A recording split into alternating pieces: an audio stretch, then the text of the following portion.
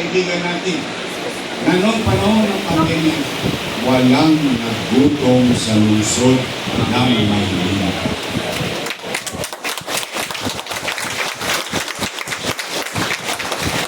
Tayo lang ang natatanging lungsod.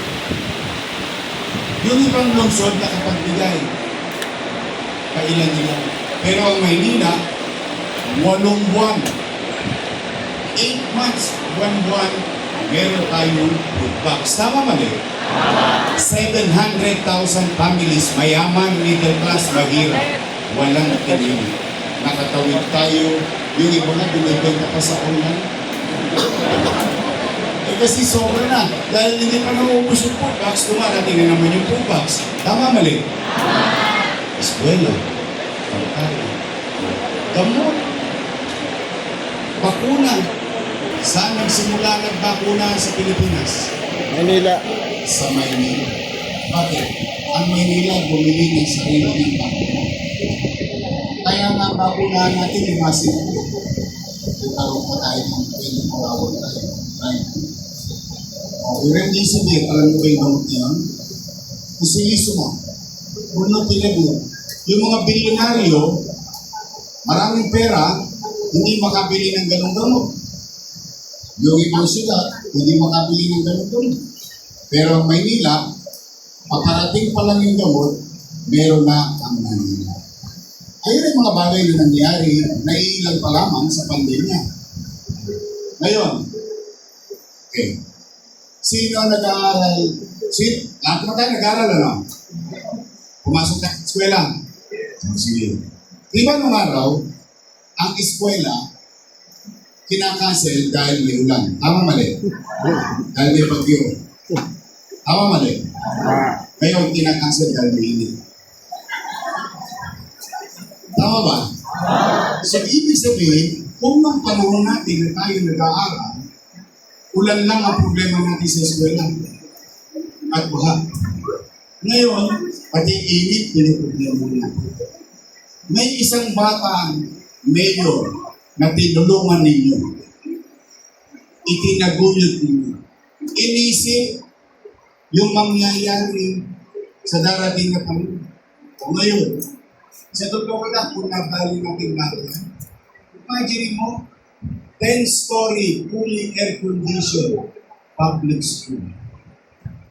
Ibig sabihin, ahead of time, nakapaghanda na ang lungsod ng Maynila.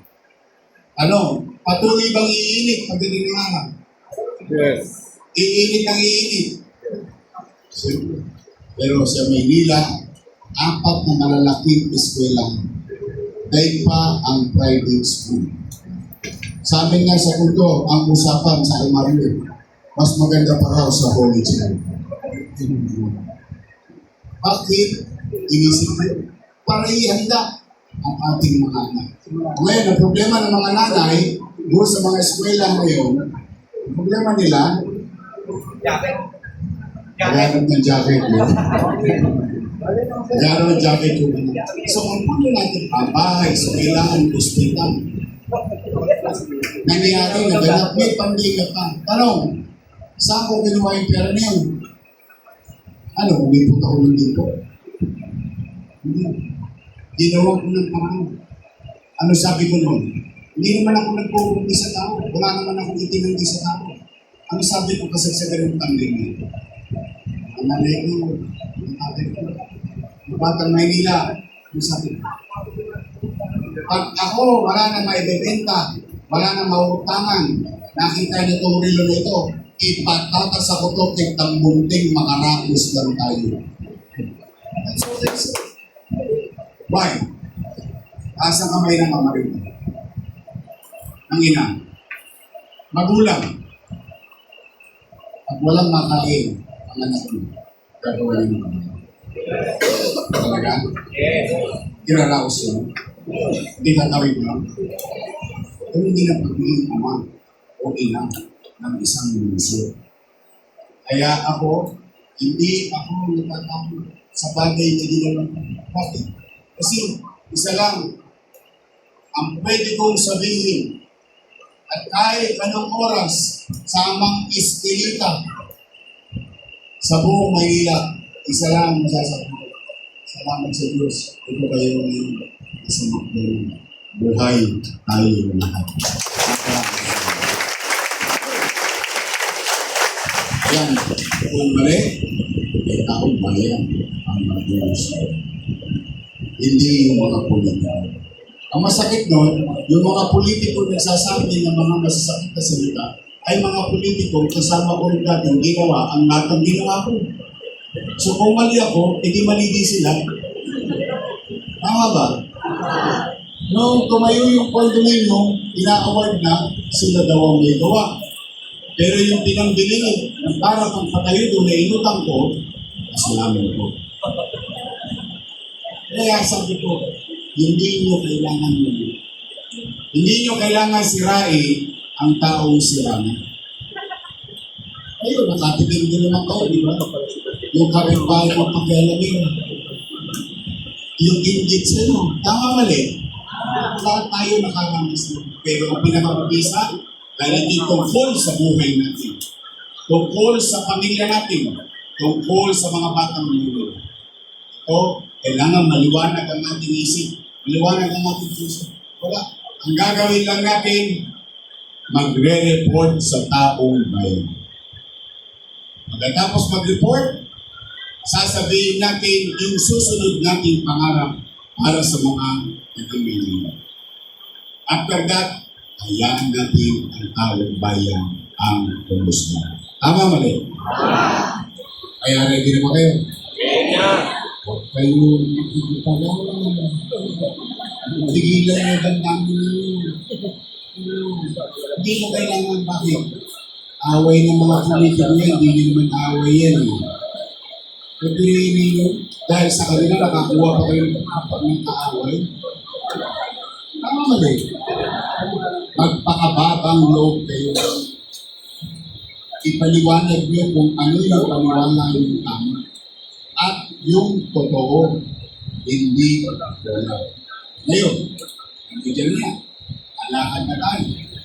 Tanong ko sa inyo ngayon, gusto nyo bang luminis nyo ang luminis? Sigurado kayo? Naniniwala ba kayo na madugtog ulit ang Maynila ngayon? Gusto nyo ba matulog ulit ng mahimbing habang hating gabi, panatag kayo natutulog, at yung anak niyo uuwi, hindi kayo pinakabahan kasi wala nang tulong sa kalsada. Eh ngayon, limasin ko hulda po. Limasin ko snatching. Parang wala nang gobyerno. Kagabi, may video pa kami. Nagsasya po. Sa recto mismo, sa tindahan. Ano ang gobyerno? Yan ang isang bagay. Kaya kung kapag ipakinawan sa tao, na napagbigyan ng atensyon ng Luzon, ng Maynila, o liderato ng Maynila. Kaya, mga kagapay, kayo naman, mga battle tester na, alam niyo na ang gagawin ninyo.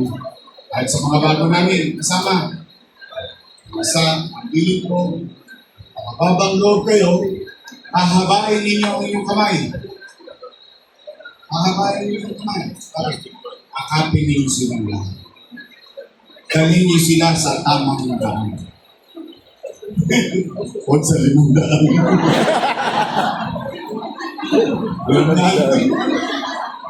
Dahil bakit? Kayo ay may dalang magandang balita. Anong uri ng mga balita?